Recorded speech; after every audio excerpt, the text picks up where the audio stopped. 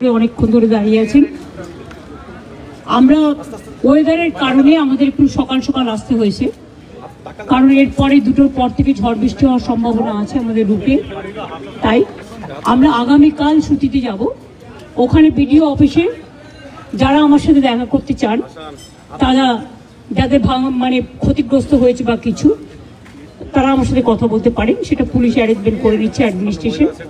আমি ওই মিটিংটা করার পরে আমি ওদের বাড়িতেও যেতাম, কিন্তু যেহেতু বিজেপি ওদের দুজনকে সরিয়ে নিয়ে গেছেন, বিজেপির বোঝা উচিত সাম্প্রদায়িক দাঙ্গা যারা করে তাদের আমরা ক্রিমিনাল বলি, তাদের আমরা কোনো ধর্ম বর্ণ জাতি হিসেবে বিচার করি না। এবং পুলিশের গুলিতেও একজন মারা গেছে, 3 জন।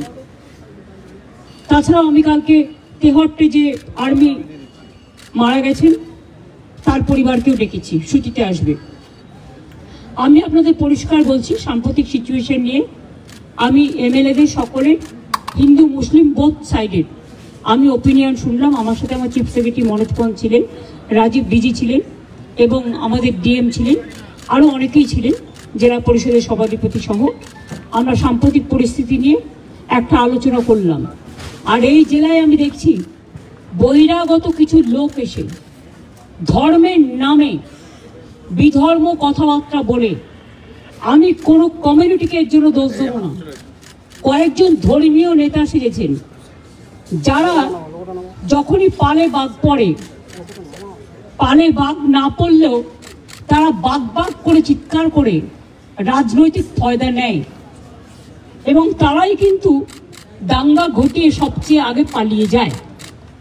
এই শত্রুদের গৃহশত্রু, যারা জেলার শত্রু, বাংলার শত্রু, আমি কাউকে শত্রু বলে মনে করি না, সবাই আমার মিত্র, কিন্তু দাঙ্গা যারা লাগায় তাদের আমি মিত্র বলে মনে করি না।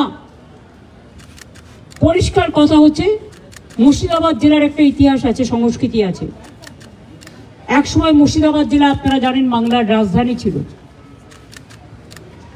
মুর্শিদাবাদ জেলাকে কেন্দ্র করে এবং যে দুটো পার্টে মাত্র 2টো ওয়ার্ডে গন্ডগোল হয়েছে, সেটাও কারা করিয়েছেন, প্ল্যান করে, কি করে করিয়েছেন, কিভাবে করিয়েছেন, আমি এই কটা দিন ধরে অনেক ক্রস চেক করেছি, রেকর্ডও করেছি। আপনারা অনেকে গদি media, sorry to say the word, এটা আমি বলি না, সব লোক বলে, যা খাইয়ে দিচ্ছেন আপনারা তাই খাচ্ছেন, কিন্তু সেটাকে বদ হজম হচ্ছে, সেটা হজম হচ্ছে না। এটা কিন্তু মানুষে মানুষে বিভাজন হচ্ছে। 2-3টে লোক আছে যারা এই গন্ডগোল পাকাচ্ছে, তারা নাকি বিরাট বিরাট ধর্ম নেতা, ধর্মের নামে বিধর্মী নেতা, অনেক বড় বড় কথা বলেন। আর আর্থিক উৎস আমার মনে হয় বিজেপির নেতাদের জিজ্ঞেস করবেন, তারাই বলে দেবে। আমি পরিষ্কার বলছি, এর টোটাল সত্য তথ্য। আর কিছুটা আমার বাকি আছে, পেয়ে গেলে প্রেসের সামনে আসবে। কারা করেছে, কিভাবে প্ল্যান করে করেছে। আমি নিজে হিন্দু নই, আমি নিজেও তো হিন্দু পরিবারের মেম্বার, তো আমি কেন হিন্দু মুসলমান করব? কিন্তু আমি যখন চেয়ারে থাকি বা কোনো রাজনীতি করি বা কোনো সংগঠনে থাকি, আমার কাছে হিন্দু মুসলমান শিখ খ্রিস্টান জৈন ঈসাই পারসিক সবাই সমান। আমি চাই না কোনো সম্প্রদায়ের লোক বাংলায় কোনোভাবে আক্রান্ত হোক। চক্রান্ত করে এত ভয় কিসের? তোমরা তো ঘুরে গেছো, ঘটনা ঘটার পরের দিনই মানবাধিকার কমিশন চলে এলো। কই মণিপুরে তো যায়নি, 2 বছর ধরে গন্ডগোল হয়েছে। ইউপিতে তো যায়নি, রাজস্থানে তো যায়নি, উড়িষ্যায় তো যায়নি, বিহারে তো যায়নি, দিল্লিতে দাঙ্গায় এত লোক মারা গেছে, একবারও তো যায়নি। হঠাৎ কি হলো? পরের দিনই, ঠিক নোটবন্দির পরের দিন পেটিএমের অ্যাডভার্টাইজমেন্ট বেড়েছিল, দেখেছেন? যদি আগের থেকে ঠিক না করা থাকতো তাহলে ভোরবেলায় বেরোলো কি করে, রাত 8টায় ডিক্লেয়ার করে। সেই রকম মনে রাখবেন যে একেবারে প্ল্যান করে এই ঘটনা ঘটানো হয়েছে, এবং যারা এই ঘটনায় পরিচিত হয়েছেন, প্রভোক্ট হয়েছেন এবং একটা কমিউনিটি আর একটা কমিউনিটির উপর ঝাঁপিয়েছেন, তাদের আমি বলবো এসব কিন্তু বাংলা সহ্য করবেন না।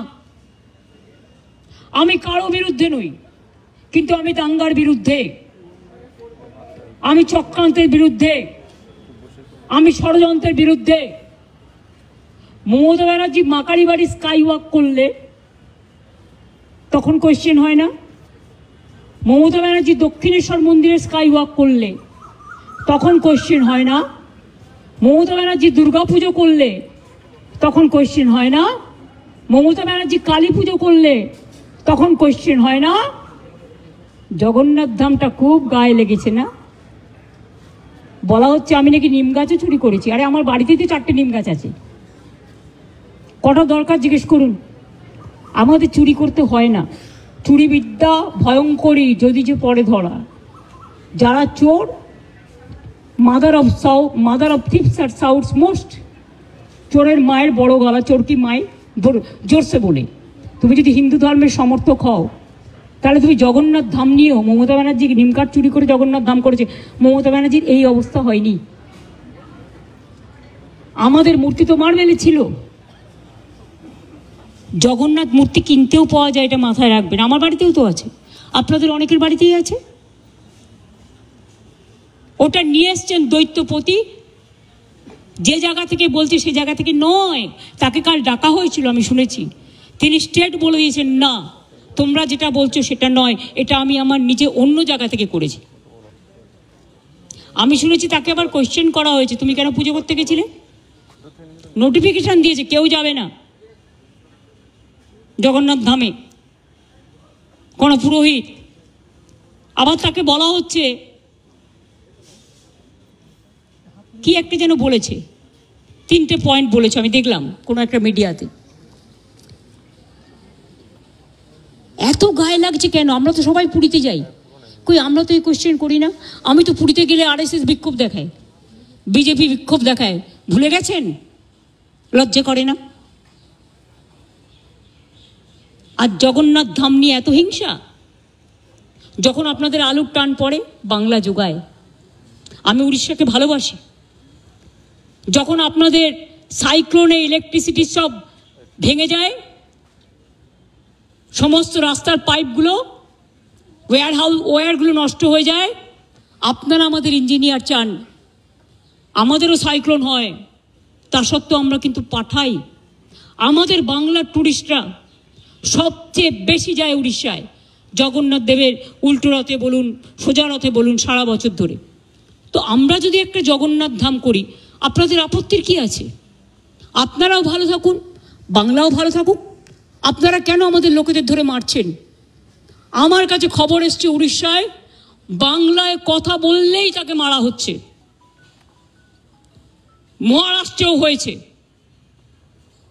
উত্তরপ্রদেশেও হয়েছে, বিহারেও হয়েছে। আমি শুধু একটা কথা বলবো, আপনারা আমাদের পরিযায়ী শ্রমিকদের ওপর বাংলায় কথা বলছি বলে অত্যাচার করছেন, আমরা কিন্তু করব না। এটাই আপনাদের সাথে আমাদের তফাৎ। আমার এখানেও 1.5 কোটি বাইরের লোক আছে, কাজ করে, সব ধর্মের, সব বর্ণের, সব রাজ্যের। মনে রাখবেন, এটা কারো হাতে তাস তুলে দেবেন না। আমি না করলেও অনেক হিংসুটে লোকের তো অভাব নেই। Jealousy has no cure. হিংসার কোনো ওষুধ আছে? নেই।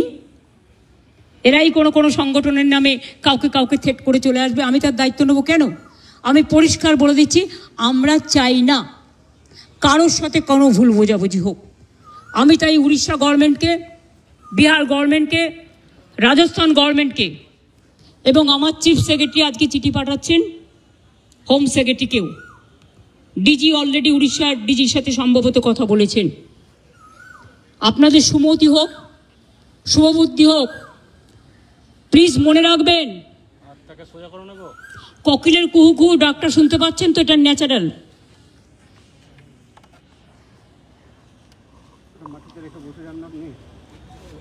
এই ডাক শুনতে আমাদের খুব ভালোবাসি আমরা। কিন্তু কাক আবার কর্কশ কণ্ঠে কিন্তু ডাকে। দার কাকও আছে, চিলও আছে, শকুনিও আছে। শকুনি মামা দয়া করে হবেন না। লাল শাক আর লাউ শাক এক নয়, পরিষ্কার বলছি। আমি নয়, দুটো পরিবারের সাথে দেখা করে 10 লক্ষ টাকা করে আমাদের কমিটমেন্ট ছিল, হাতে তুলে দিয়ে আসতাম। তো আপনারা লুকিয়ে নিয়ে গেলেন কেন? এটা কিডন্যাপিং করে নিয়ে যাওয়া নয়, কাউকে নিয়ে যাওয়া।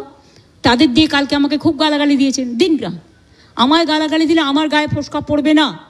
বাট যারা দাঙ্গা করেছেন তারা বুঝে রাখুন, আপনারা করছেন দাঙ্গা আর গালাগালি খাচ্ছি আমি। কেন?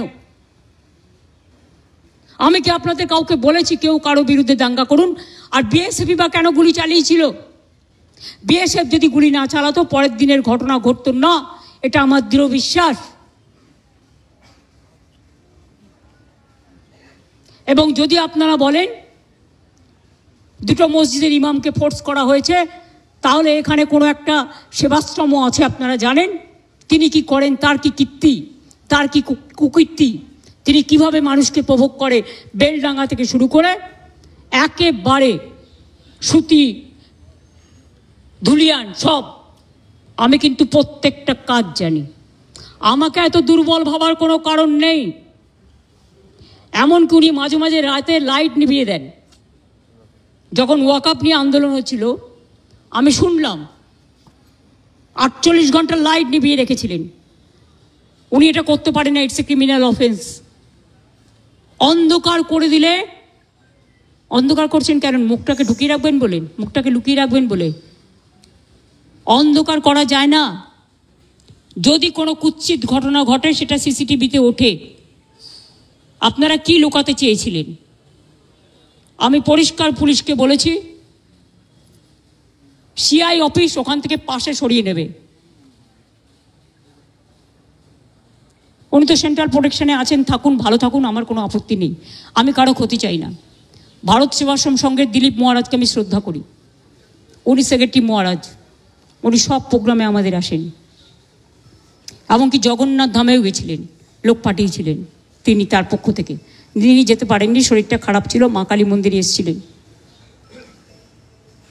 আমি যখন গঙ্গাসাগরে যাই, গঙ্গাসাগরের ভারত সেবাশ্রম সংঘ আমাদের খুব সাহায্য করে, আমি প্রতিবার সেখানে যাই। কিন্তু এখানের ব্যাপারটা একটু আলাদা। এখানে গদ্য পদ্য সদ্য অনেক কাহিনী আছে। সেই কাহিনীগুলো আমি প্রেসকে বলবো, আমি বলবো না, আপনারা খুঁজে বের করুন। যদি সত্যি হয় আমি সব মেনে নেব, আর যদি অসত্য হয় তাহলে please don't forget you are also playing a crucial role, and especially you are the media. You are not the BJP purchased media or any political party purchased media.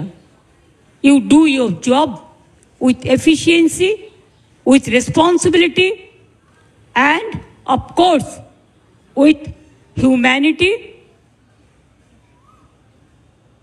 and honesty. আমি বিজেপিকে এখনো মনে করি ওরা হচ্ছে ছুপা রুস্তম না ছুপি রুস্তম কি বলে হিন্দিতে, আমার আবার হিন্দি ভুল হলো, সেটা নিয়ে আবার রিল করে। আরে আমি তো হিন্দি ভাষা শিখিনি, ছুপা রুস্তম। তো এখন যদি আমি ওদের জিজ্ঞেস করি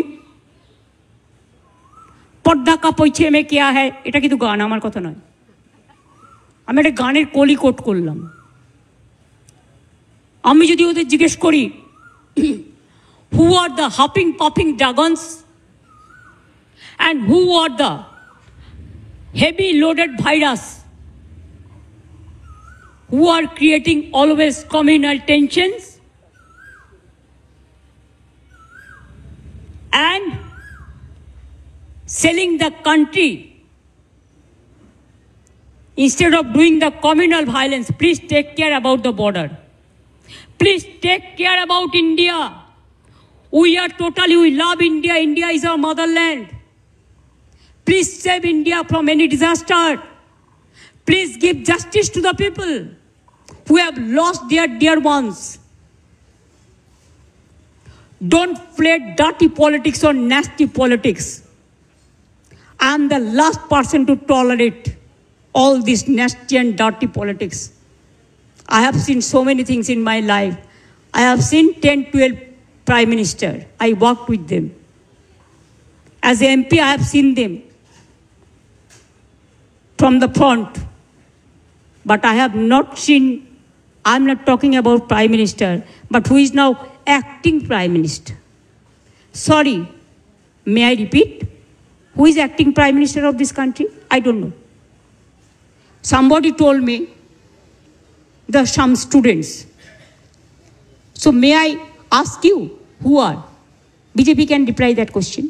I will tell him, take care for border. Instead of taking care for communal rights and trying to create nuisance or there are so many words, or koto bolbo. Try to be honest, sincere and responsible and reasonable. When you are in the chair, you cannot divide the people. This may be your one food may be digestible to one, but it may not be digestible to another. এটা স্বামী বিবেকানন্দকে coat করে বললাম, আর কিছু আমার বলার নেই। শান্তি থাক, সম্প্রীতি থাক, সংগতি থাক। আমি এসেছিলাম ওদের সাথে দেখা করতে, কিন্তু আমার কোনো দোষ নেই, কারণ আমি যেতেও চেয়েছিলাম ওদের বাড়ি, কিন্তু তাদের লুকিয়ে নিয়ে যাওয়া হয়েছে কেন? কোয়েশ্চেনটা তো আমার থাকবে। তার মানে ডাল মে কি কুছ কালা হ্যায়?